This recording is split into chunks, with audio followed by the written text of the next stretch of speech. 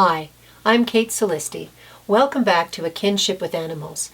This is the place where I share messages from the wild animals that will help us all feel more whole and connected to the natural world and to nature herself.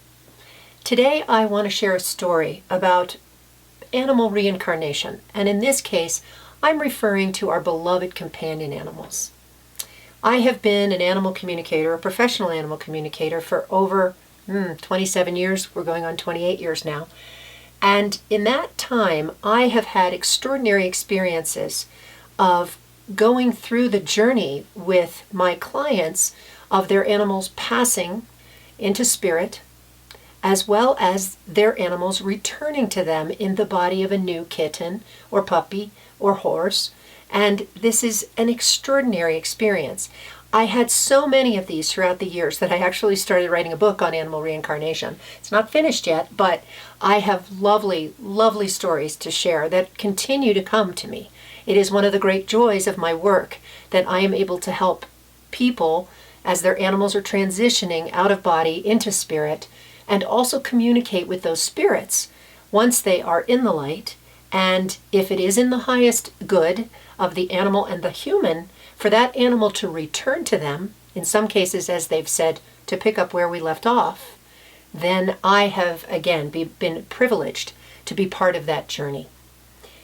One of my favorite stories is about a client of mine, and I'm going to change the names, and her name is Rachel, and she had two beautiful Russian blue kitties. Russian blues are these gorgeous gray cats with big gold eyes. And she had a brother and a sister, Andy and Annie.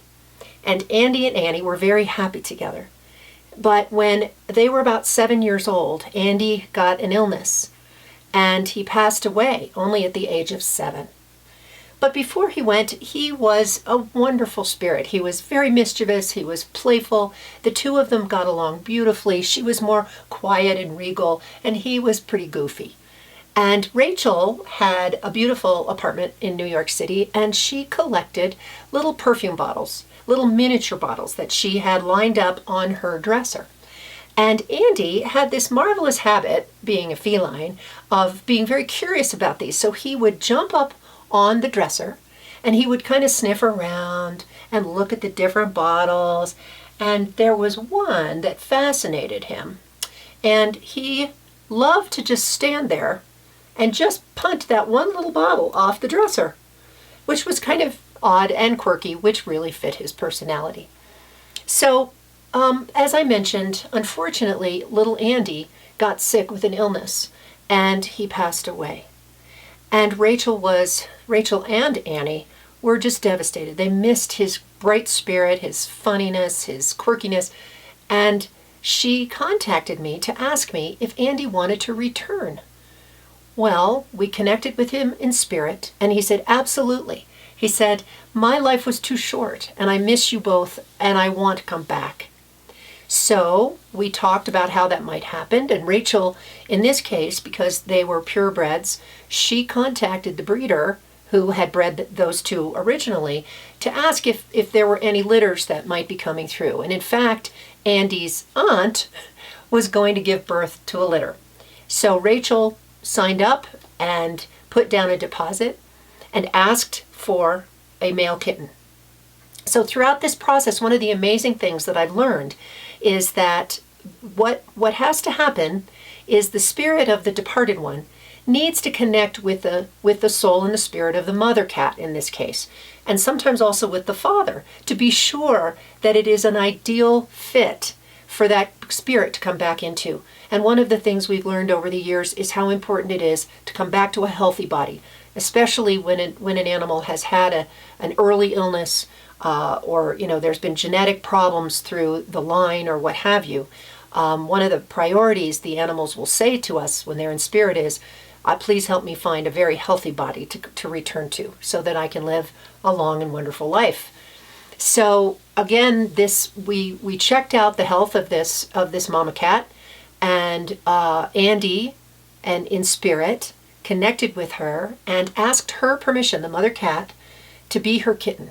And happily she gave it. And this is also a fascinating thing I've learned, is that in all these years, almost 28 years now, I have never had a mama cat say, oh no, this won't work.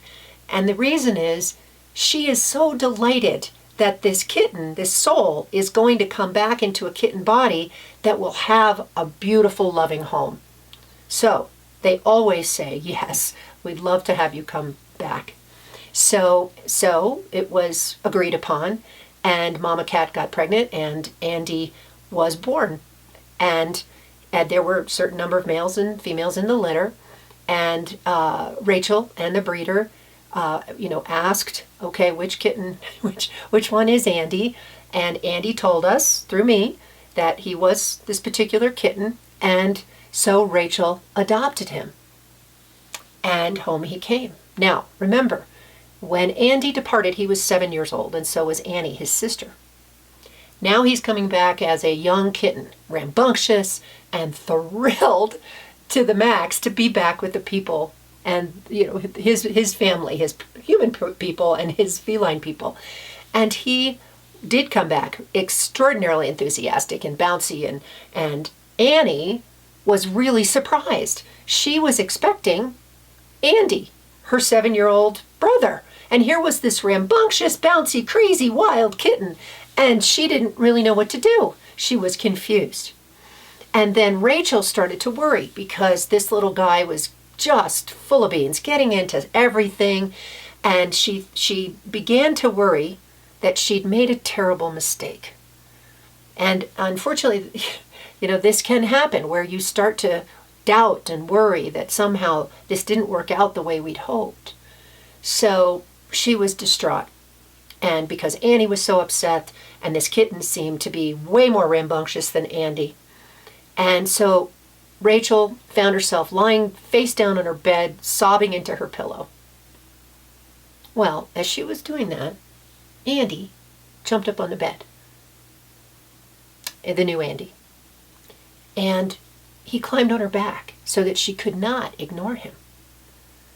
And he came over to her and was, rubbed his whiskers on her ears. So she started to turn over, and he looked at her, and he never took his eyes off of her. But he backed up on the bed. He backed up on the bed, making sure she was watching him.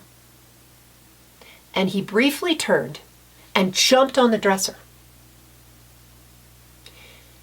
And without missing a beat, still staring at her, he walked over to that perfume bottle that he had an attachment to in his previous life, and he punted it off the dresser.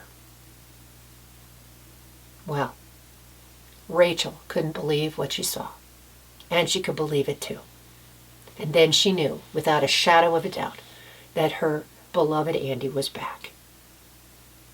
This is one of my all-time favorite stories. But what I have learned and observed over all these years is that the returning being always does something to prove that he or she is who he or she was. And eventually, Annie, the other kitty, accepted him as he calmed down, as he grew up and was more, a little bit more sedate. And Rachel was so in love with him, and their wonderful relationship continued. And it was a total joy. And one of the other things that we've learned going through this process many times is that when you have a beloved animal return to you, it changes your attitude and your understanding of death forever. And again, in my years researching and learning about this from the animals themselves and the people who've had their beloveds return to them, we have seen how these animals are so excited to be back. They can be a little bit off the wall in terms of enthusiasm, but they will always have these qualities that they had, but sometimes over time they begin to shift and change as the soul, the spirit of the animal, is enjoying this new body, because obviously it's not exactly the same as the other. There's different parents, there's different experiences, there's different cells, and so they want to enjoy this new body fully. And so through time they may become different. They may, in Andy's case, he didn't stay exactly as he was those first 7 years. he changed, he grew, and he enjoyed life and different experiences than he'd had before. And that's one of the gifts of reincarnation that I've learned about from the animals and these experiences. So, again, this is one of my favorites, but there have been many, many, many dogs, many cats, some horses that I've known, ferrets who have returned to the people they love. And again, it has been such a gift. These animals are often in our lives, lifetime after lifetime, and often know our mission, the reason we came back in this lifetime, what it is we're here to do, how we're here to help, what we're here to learn. And they can often help guide us in that mission, purpose. And so I want to thank you for listening. And if you've enjoyed this video, please subscribe to Kinship with Animals, and please join me next week for another video. Thank you so much, and blessings.